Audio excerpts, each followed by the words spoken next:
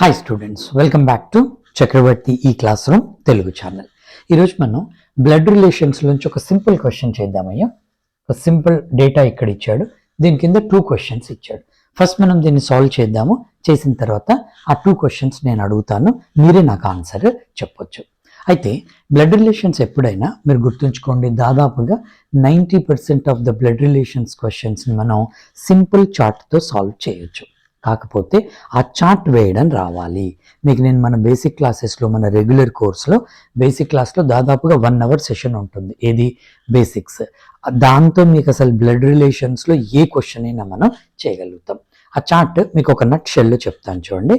మీకు దానికి 3 రూల్స్ ఉంటాయి ఆ చార్ట్స్కి. ఫస్ట్ రూల్ ఏంటంటే, మీకు ఇచ్చిన డేటాలో ఎంతమంది మేల్ ఉన్నారు, ఎంతమంది ఫీమేల్ ఉన్నారు, అంతే సింపుల్. ఎంతమంది మేల్ ఉన్నారు, ఎంతమంది ఫీమేల్ ఉన్నారు, మేల్ని ప్లస్ అని చూపించండి, ఫీమేల్ని మైనస్ అని చూపించండి. జస్ట్ ఫర్ అవర్ అండర్స్టాండింగ్ అంతే. ఏ మ్యాథమెటికల్ సింబల్స్ కావు. ఫీమేల్ అంటే ఎప్పుడు మైనస్ కాదు, ఫర్ దట్ మ్యాటర్ ఫీమేల్ ఎప్పుడు ప్లస్సే. ఓకేనా? సో జస్ట్ మనం ఏంటి, మన గుర్తు కోసం ఇలా పెట్టుకుంటున్నాం, ప్లస్ అండ్ మైనస్. ఇది ఫస్ట్ రూల్. ఓకే. దాని తర్వాత సెకండ్ రూల్ వచ్చేసి, మీకు ఇచ్చిన డేటాలో ఎన్ని జనరేషన్స్ ఉన్నాయో చూసుకోండి. జనరల్గా కాంపిటేటివ్ ఎగ్జామ్స్లో 3 జనరేషన్స్ ఇస్తాడు, అవునా? ముందు ఎన్ని జనరేషన్స్ ఉన్నాయో చూసుకోండి. దాని తర్వాత లాస్ట్ రూల్ వచ్చేసి చాలా సింపుల్గా ఉంటుంది. మీకు 2 పర్సన్స్ ఒక జనరేషన్లో, సేమ్ జనరేషన్లో ఉంటే వాళ్ళిద్దరిని హారిజంటల్ లైన్తో కలపండి. Simple. Like A is brother of B, A is wife of B, A is brother in law of B. ఏది ఇచ్చినా కూడా your brother, sister, husband, wife, cousin వీళ్ళందరూ సేమ్ జనరేషన్లో వస్తారు, అవునా?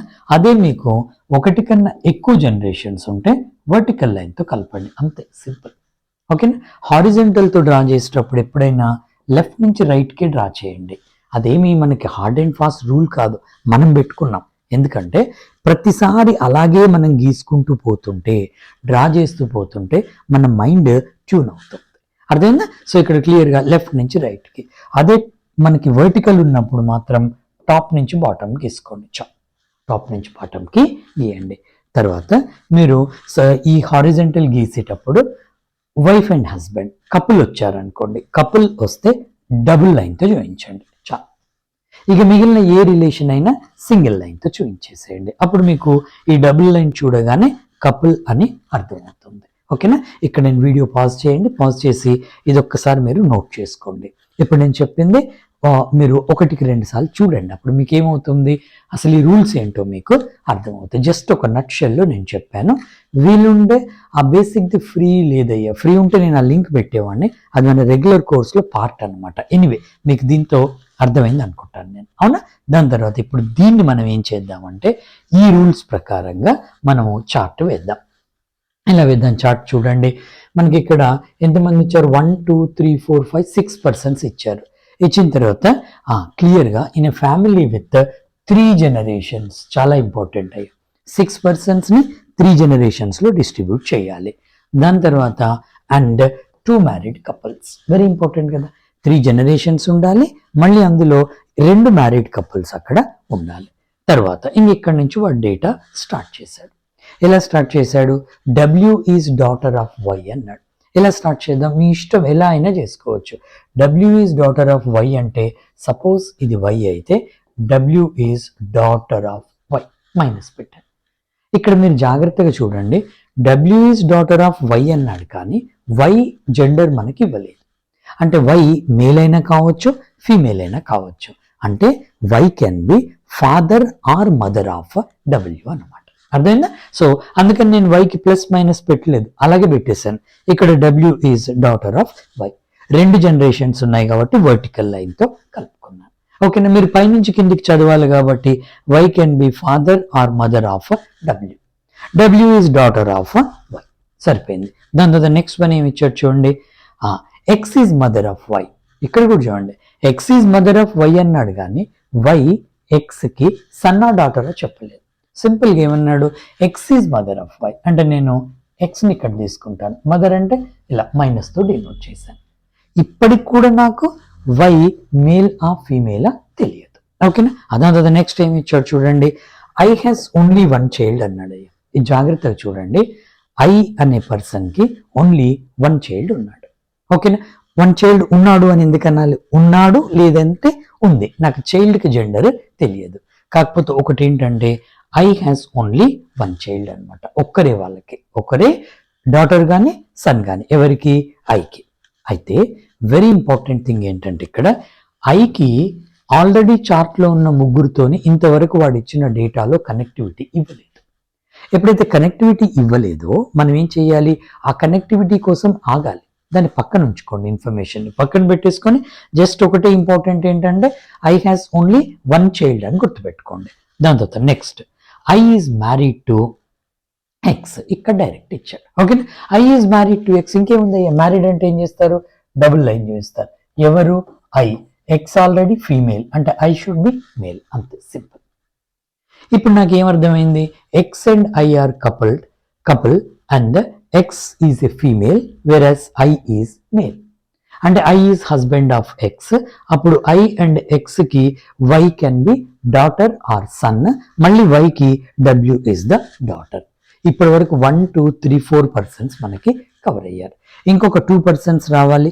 నేను వాళ్ళు ఇచ్చిన దాంట్లో 3 జనరేషన్స్ కంప్లీట్ చేశాను. 1 కపుల్ వచ్చింది, నాకు ఇంకొక కపుల్ రావాలి. అదంతా నెక్స్ట్ వన్ ఏమి ఇచ్చాడు చూడండి అయ్యా. I is married to X. తర్వాత ఈ లాస్ట్ సెంటెన్స్ చాలా ఇంపార్టెంట్ చూడండి, ఇట్స్ మోస్ట్ ఇంపార్టెంట్ వన్. ఏమన్నాడు? Z is the brother of P who is aunt of W. అయ్యా, ఈ హూ ఎవరిని రెఫర్ చేస్తుంది? పిని రెఫర్ చేస్తుంది. పి ఏమన్నాడు వాడు? Z is the brother of P. Z పికి బ్రదర్ అవుతారు. పి ఎవరు మరి? P is aunt of W. P డబ్ల్యూకి ఆంట్ అవుతుంది. P is a female. అవునా? ఇప్పుడు మీరు చెప్పండి, పి డబ్ల్యూకి ఆంట్ అవుతుంది అన్నప్పుడు నేను పిని ఈ చార్ట్లో ఎక్కడ ప్లేస్ చేయాలి? ముందు మీకు ఆంట్ ఎవరు అవుతారు చెప్పండి. మీరు తెలుగులో కానీ హిందీలో కానీ ఒరియాలో కన్నడలో తీసుకోవద్దు, ఇది ఇంగ్లీష్తోనే తీసుకోండి. ఈ ఒక్క చాప్టర్ మాత్రం బ్లడ్ రిలేషన్ పూర్తి ఇంగ్లీష్లోనే చూడండి. ఎందుకంటే ఇంగ్లీష్ నుంచి తెలుగుకి వచ్చేసరికి రిలేషన్స్ కొంచెం తేడా వస్తాయి. అందుకని నేను ఫస్ట్ నుంచి కూడా I teach completely in English medium only for that one. Anyway నేను మీకు ఇప్పుడు ఎక్స్ప్లెనేషన్ తెలుగులో చెప్తున్నాను, బట్ టర్మినాలజీ మొత్తం ఇంగ్లీషే యూజ్ చేసుకోండి. ఇప్పుడు నేను ఏమని ప్రూవ్ చేయాలి? పి డబ్ల్యూకి ఆంట్ అవ్వాలి. ఇప్పుడు మీరు చెప్పండి, మీ ఆంట్ ఎవరయ్యా? మీకు ఆంట్ ఎవరు అవుతారు? Your mother's or father's. Mother side కావచ్చు, ఎప్పుడైనా మదర్ సైడ్ని మెటర్నల్ అంటాం, ఫాదర్ సైడ్ని ప్యాటర్నల్ అంటాం. Your mother's or father's sister is your aunt, అంతే simple. Your mother's or father's sister is your aunt. ఇక మీరు పిన్ని కానీ పెద్దమ్మ కానీ అత్తమ్మ కానీ ఇవన్నీ వద్దు, ఇంకా సింపుల్గా your mother's or father's sister is your aunt. అవునా? అయితే ఇక్కడ నేను ఇప్పుడున్న రిలేషన్ ప్రకారంగా ఈ జెడ్ని నేను ఇంకా తీసుకోవట్లేదు. Z is the brother of P who is అంటే P is aunt of W దగ్గరే ఆగాను. అయితే ఇక్కడ జాగ్రత్తగా చూడండి, P is aunt of W. డబ్ల్యూకి పి ఆంట్ కావాలి అంటే ఇప్పటి వరకు నాకు డబ్ల్యూకి వై ఫాదర్ కావచ్చు మదర్ కావచ్చు, జెండర్ తెలియదు కాబట్టి ఈ ఇన్ఫర్మేషన్ ప్రకారం మనం ఏం చెప్పాలి? P is aunt of W అంటే వైకి పి అనే అమ్మాయి, పి అనే లేడీ ఎవరు కావాలి? సిస్టర్ కావాలి. అవునా?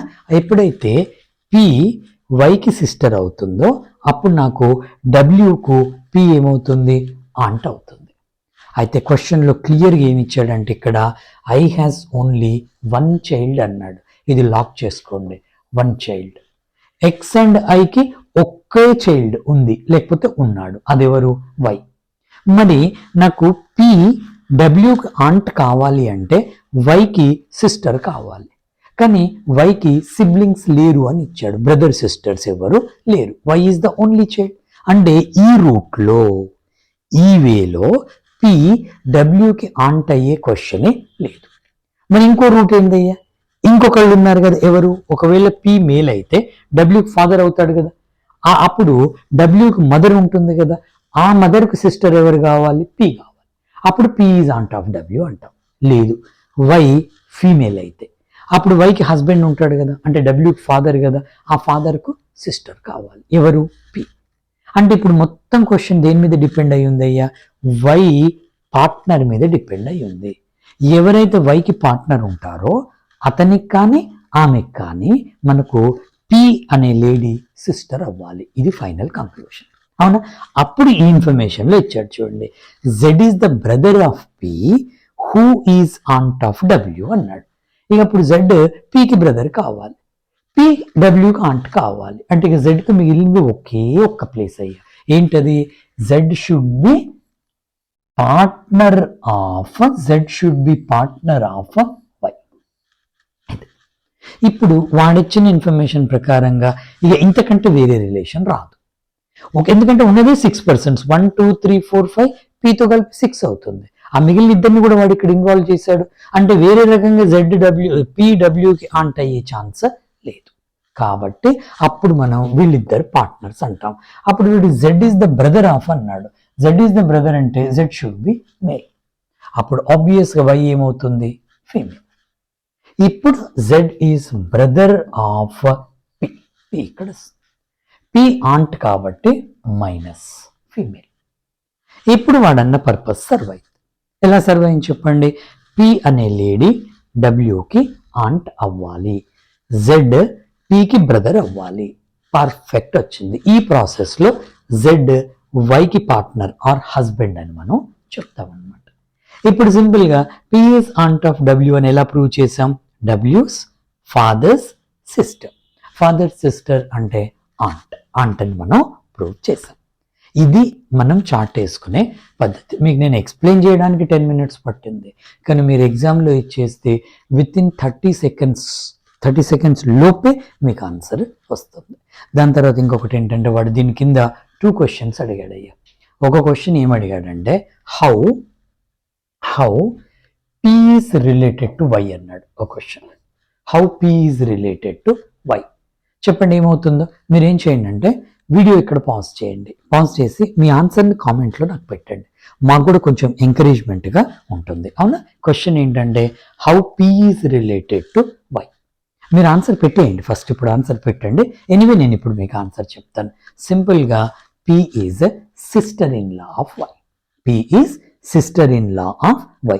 ఎలా చెప్పండి? P is sister in law of Y ఎందుకు అవుతుందంటే ఇక్కడ Y's husband's sister. Y's husband's sister. Husband sister is always sister in law. So నా ఆన్సర్ వచ్చేసి సిస్టర్ ఇన్ లా అవుతుంది. తర్వాత నెక్స్ట్ ఇంకేం అడిగాడంటే, నేను మర్చిపోయాను, మొత్తం 2 questions ఉన్నాయి. ఇంకో క్వశ్చన్ ఏం అడిగాడంటే జెడ్కి ఐకి అడిగినట్టున్నాడు అయ్యా, నాకు సరిగ్గా గుర్తులేదు. సరే మనమే ఒక క్వశ్చన్ ఫ్రేమ్ చేద్దాం. How Z is related to I చెప్పండి. మీరు కామెంట్లో క్లియర్గా రాయండి. Z is having so and so relation with I అని రాయండి. ఓకేనా? How Z is related to I. సింపుల్గా I's daughter's husband. Daughter's husband ఎప్పుడైనా ఏమవుతాడు? Son in law. Daughter's husband ఎప్పుడైనా ఏమవుతాడు? Son in law. అదే ఐ జెడ్కి ఏమవుతాడు? Father in law. ఎక్స్ జెడ్కి ఏమవుతుంది? Mother in law. Because wife's mother is always a mother-in-law. And the last question, how W is related to I? W is related to I ఏమవుతుంది? Very simple here. I's daughter's daughter. అంటే W is granddaughter of I. పోనీ ఇంకొకటి చెప్పండి. How W is related to P? How W is related to P? Simple. P's brother's daughter. ఎప్పుడైనా గుర్తుంచుకోండి, brothers daughter ఎప్పుడైనా మీకు knees అవుతుంది. నీస్ తెలుగులో తీసుకోకండి. Brother's daughter is niece. Brother's son is nephew. NEPHEW. ఓకేనా? నెవ్యూ. పి అక్కడ silent ఉంటుంది. సో బ్రదర్స్ డాటర్ నీస్ అవుతుంది, బ్రదర్స్ సన్ వచ్చేసి నెవ్యూ అవుతాడు. ఓకేనా? ఇది మనం బ్లడ్ రిలేషన్లో ఒక చిన్న క్వశ్చన్ అయ్యా. ఇప్పుడు మన కోర్సులో ఉన్న క్వశ్చన్స్లో ఈ డిఫికల్టీ లెవెల్ మనము 0 నుంచి 10 వరకు డిఫికల్టీ లెవెల్ పెట్టుకుంటే ఇది ఎక్కడ ఉంటుందయ్యా? 0 డిఫికల్టీ లెవెల్లోనే ఉంటుంది. చిన్న క్వశ్చన్. మీకు బ్లడ్ రిలేషన్ కాన్సెప్ట్లో చాలా మంచి లాజికల్ క్వశ్చన్స్ ఉంటాయి. మీకు బ్లడ్ రిలేషన్ని పజిల్కి అటాచ్ చేస్తాడు, 2 కప్పులు చేస్తాడు. బ్లడ్ రిలేషన్ని సీటింగ్ అరేంజ్మెంట్కి అటాచ్ చేస్తాడు. బ్లడ్ రిలేషన్ని సీక్వెన్స్ అండ్ ర్యాంకింగ్కి అటాచ్ చేస్తాడు. అప్పుడు లాజిక్ పెరుగుతుంది. ద మోర్ లాజిక్, ఎంత లాజిక్ ఎక్కువ ఉంటే the more is the difficulty of the question అనమాట. సో కాబట్టి మీరు బేసిక్స్ పర్ఫెక్ట్గా నేర్చుకోండి, ఏ క్వశ్చన్ అయినా చేయొచ్చు. So this is how it goes for today next క్లాస్లో మళ్ళీ వేరే క్వశ్చన్తో మనం కలుద్దాం. అయితే వెళ్ళే ముందు నాది ఒక చిన్న రిక్వెస్ట్ ఏంటంటే, ఇప్పుడు ఇదే క్వశ్చన్ని మీరు ఇంగ్లీష్లో వినాలనుకుంటే మనకి ఇంగ్లీష్ ఛానల్ కూడా ఉంది. కింద నేను లింక్ పెడతాను వీడియో కింద. చక్రవర్తి సార్ అని ఉంటుంది. This is our Telugu channel Chakravarthi ఈ క్లాస్ రూమ్ తెలుగు అని ఉంటుంది. సో మీరు ఈ వీడియోని సాధ్యమైనంత ఎక్కువ మందికి షేర్ చేసుకోండి. ఎందుకంటే I'm just giving my little knowledge to you to help you in your preparation అనమాట, to prepare for various competitive exams. మీరు షేర్ చేయడం వల్ల మాకు మోటివేషన్ ఉంటుంది, మనకి వ్యూస్ పెరుగుతాయి, సబ్స్క్రైబర్స్ మన ఛానల్కి పెరుగుతారు. మోర్ ఓవర్ చాలా మందికి యూజ్ అవుతుంది. ఓకేనా? Thank you so much students.